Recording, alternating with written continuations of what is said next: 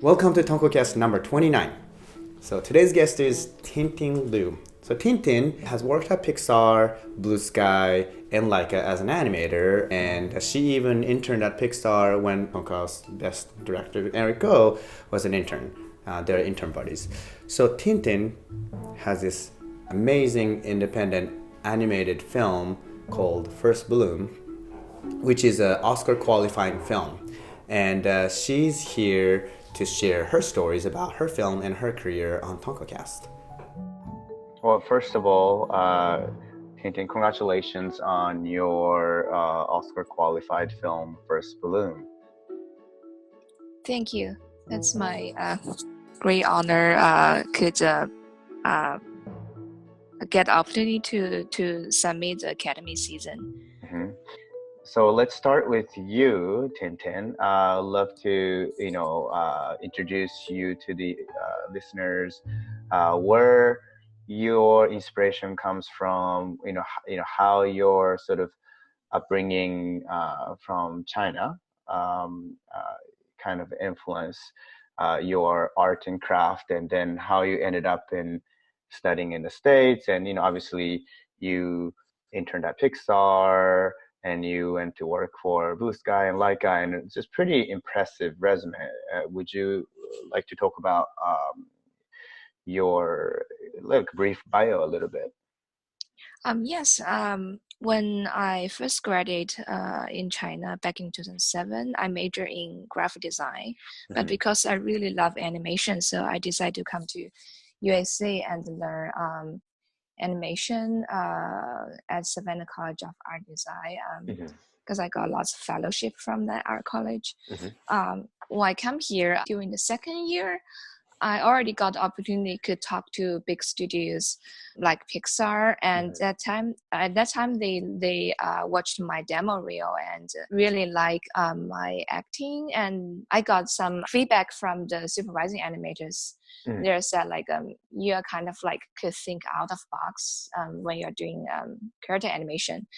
So I was very lucky later on when I applied an internship at Pixar, and they accepted me back in 2010. And my professional animation journey pretty much start from there. I become fixed animator for Cars 2. Also at that time, I knew very talented, amazing Tonko House director Eric O. So we were internship classmates and friends at Pixar. That's right. When Eric interned at Pixar, you were in the same year of internship. Yeah. Also after that, we did Cars 2 together. And I want to special mention my Pixar mentor, Adam Burke, who very sadly just left us. And he really helped me a lot for our film First Bloom. So I hope if you don't mind, I want to specially mention his name. I really appreciate all his help to me and our film.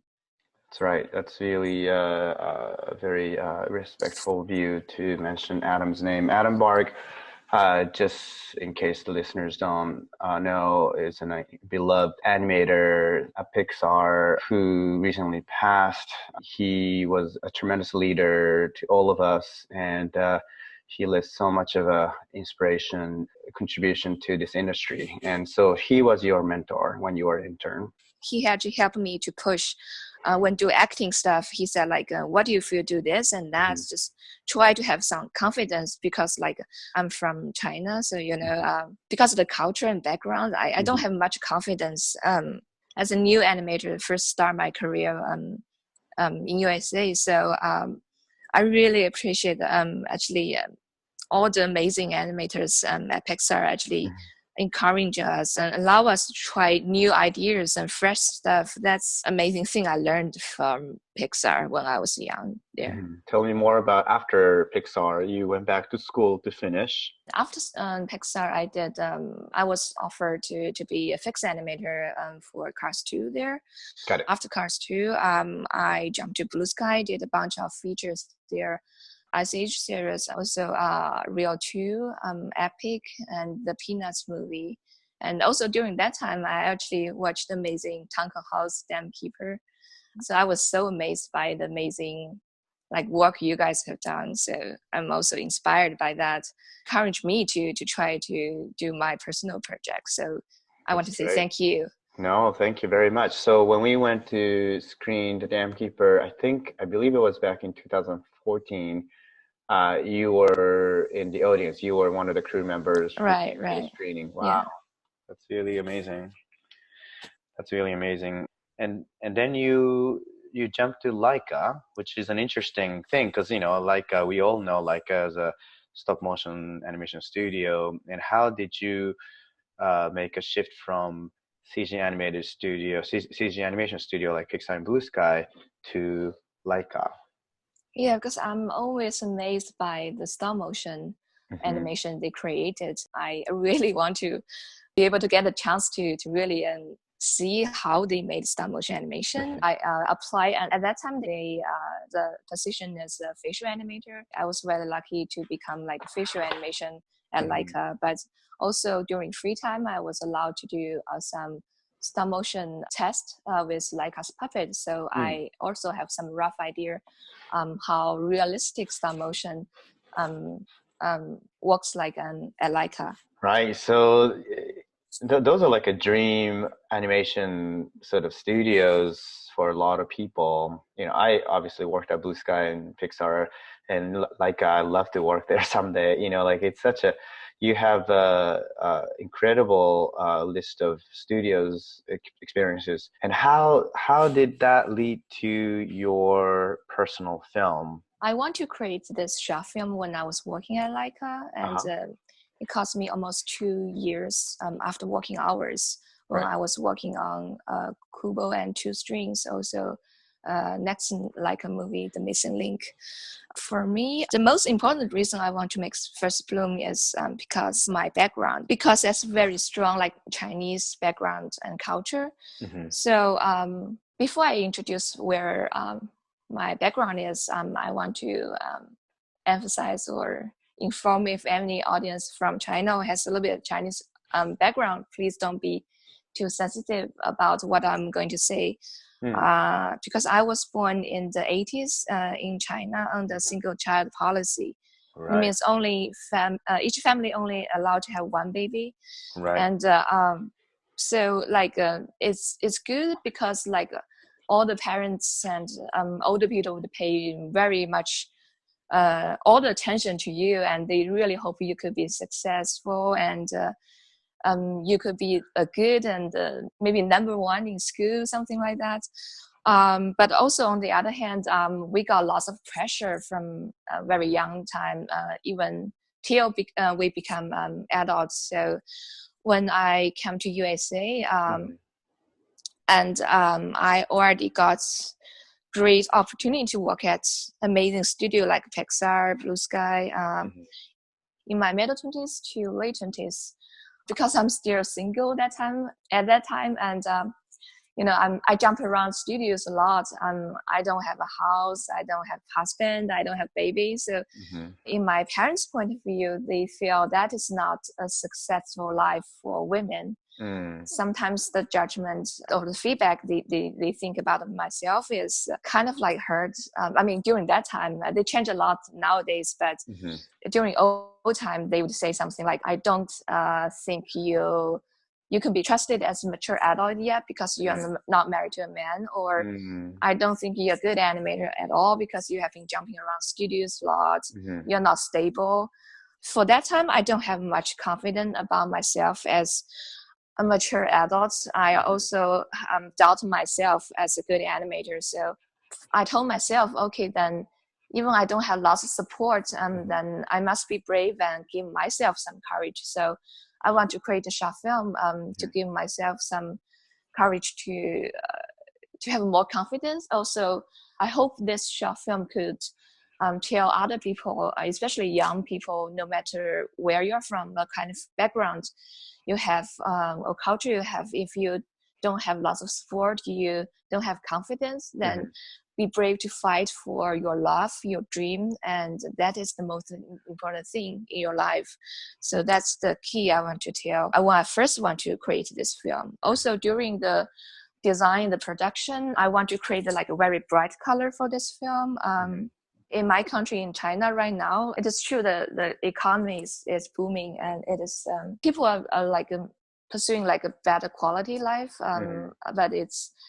But I don't think like money is the most important thing. Although like lots of like people born in the 80s, they need to worry about how to buy a house at a young age or get married, all this kind of thing. But I want to say like pay more attention to your dream and your love, not pay too much attention to money, and pay more attention to beautiful environment, not pollute, because not right now, I mean, the pollution still happens in China, air pollution, maybe water pollution.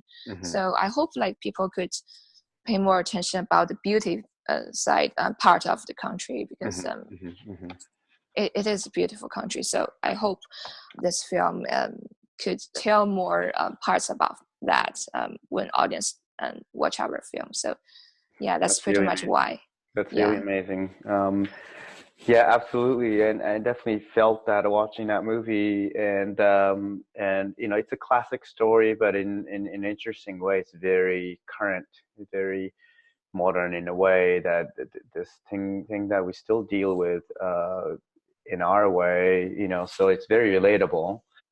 You know, I think it's amazing that your personal film and your journey of making this film has led to the Oscar qualification, and it's a part of the group to be considered for potential Oscar nomination, which is incredible. And now also you've been touring with your film, showing it to, you know, industry colleagues and some festivals, and I'd love to hear how the reaction has been for you. Yes, I just feel very lucky, as I said, because of my background and my culture. When I first started this film, I still don't have much confidence, like if people is going to love it, especially like when we got opportunity to show our films to Pixar animators, Disney animators, and Blue Sky animators, also LAIKA animators. I really appreciate like people just came to me, said like they really inspired, especially because I didn't mention about my background, my culture, my story to them. They all gave me very nice like feedback, and it's so warm. It really like encouraged me to have more confidence about myself and our film, because it's so hard to promote this film and produce this film by myself. Yes. Because I'm international. I mean, I'm foreign worker, so I can't raise any funding in USA. So even when the film is out, the process of like pushing this film to audience, this process is still very challenging to me. So again, like all the artists from different studios, professional artists, like they help me a lot and help me connecting to professional people and to lots of like artists. So I'm just speechless, because when people ask me this question, because like I never imagined like I can get so many help from so many people. So also thank you, Tonko House, and also I want to thank my Pixar mentor Adam. So yeah. Yes, for sure. Yeah, sometimes making a film is one thing, but also sharing your film and dealing with the feedbacks, or even just making sure the film is seen, you know, like promotion part of it. All that is such a huge part of the independent filmmaking journey. You know, we always love making. We're like a creators and we love to produce, but what happens after the completion of the production is just as important. And those are the things that we didn't anticipate when we made our indie film. And it just takes so much of your time and energy, and there is definitely skill in art to how you can reach the audience. So I think it's a huge learning experience for all of us to go through that. And I can imagine you know what you've been going through and what you've been learning and growing as a filmmaker. And it is inspiring. I mean, I really feel like all the feedback you're getting from other industry professionals is so genuine and true, because at the end of the day, everybody talks about making their own film, but only a few end up doing it, because making it and finishing it is hard. Everybody has great ideas, but then to really make it into a real completed film, that's always hard. So again, I think you definitely achieved something a lot of us can't easily achieve. And I just can't wait to see how far this goes and how this brings different opportunities to you. So I want to hear a couple of other things. One is your composer is a pretty well-known composer, Tao Liu. Yes, it's Tao. How did you manage to get such a well-known Chinese, composer to score for your film? Yeah. So when I try to find a composer, because this is Chinese animated film, so I hope I could find some people with deep Chinese background. But when I first tried to talk to a bunch of composers in China, I have been told they need a budget something like $10,000 to $100,000, which is impossible for me to afford. So I'm hoping to find someone really understands independent short film. Yeah. I tried to ask around, and at that time I knew one stop motion animator, LAIKA. He knew Tao, so he introduced me to Tao, because Tao live in Los Angeles. So he is original from China, but he totally understands how difficult it is to make independent short film, because we don't have lots of money. So even though I don't know Tao, I don't know him in person in the beginning, but also during the production, we never meet each other face to face. So it's like remote, collaboration. Wow. And so in the first, at first, I tried to show my rough animation path to Tao. So my my story is finished during that stage. And at that time, I'm hoping, because I don't have money, and I'm not famous people, and I don't have much confidence about myself. But I hope this rough animation and this story could touch Tao, I guess. And that's the reason he said yes in the end. Actually, both sound designer and composer didn't meet me in the beginning, and also during the production, we did a remote collaboration. So both of them saw my rough animation path, and they all love it, and they all don't mind to help me without lots of money to support them. But also I want to emphasize, because even though I don't have lots of money to pay Tao, but he actually helped us to find a 40 string orchestra in Budapest to help us to do live stream, a live orchestra recording. Also, he found a bunch of musical artists in China have us recording live instruments, Chinese live instruments in China. So I really appreciate all those artists help us with in small budget. Of course, there's nothing like recording real orchestra, and you guys were able to do that, which is really powerful. And I think I think it's really your will and passion and your story that inspired these people, including well-known composer like Liu, to want to help you out. And it's incredible sometimes when your will finds somehow a way to do things that's impossible. Now this film is obviously best of luck. You know, film is finished and film is being kind of circulated in this award season. But what's next for you? Are you cooking anything new, or what is your next step?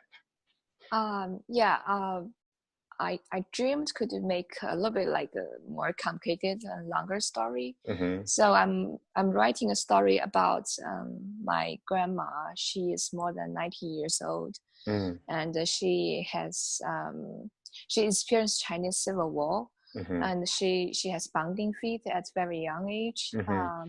She might be the last generation has bounding feet in my country. She is super strong woman, and she only shared with me her experience when she was young, also when she was married, all this kind of story to me. Because I'm guessing, because I'm the only one live in USA and work here, and in my family, so I experienced lots of things, challenging stuff in my life. So I guess maybe my grandma want to share her stories because she feel I might be able to understand at that time what she experienced, because then it happened like maybe 50 or 60. Well, no, she's more than 90 years old, so it should be like 80 years ago what happened to her life. So I hope if I just dream, because I don't know if I could get any like funding support or professional support in the future, but if I could, I hope this project could give more like people courage to be strong and brave, especially for girls, for females. Yeah, that's the thing I want to do for the next project. Yeah. Great.